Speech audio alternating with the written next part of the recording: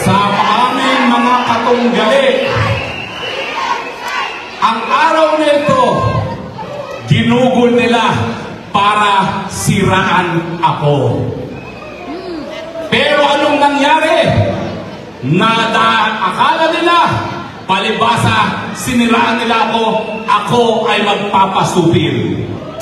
Sa inyong mga kampo ng kadiliman, ito lang ang sasabihin ko, lalo nyo kong siraan, lalo akong magsasalita, lalo akong maninindigan, dahil hindi na mamunain ang puwersa ng kadiliman.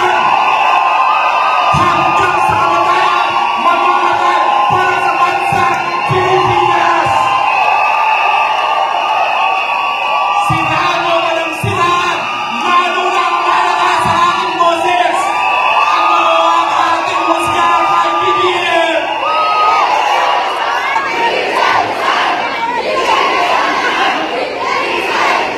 Ano ang sigaw natin para kay Pastor Kibuloy?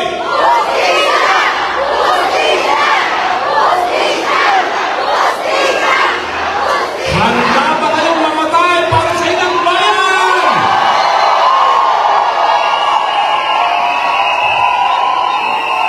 Manunumpa ba kayo at aamin ba kayo ng bagong Pilipinas?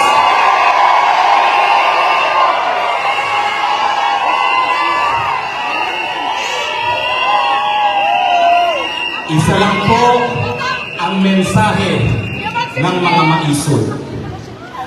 Puwersa ng kadiliman, ibinigay nyo na ang lahat ngayong araw na ito para sirain ang isang maisog. Ang resulta, lalo tayo naging matapang.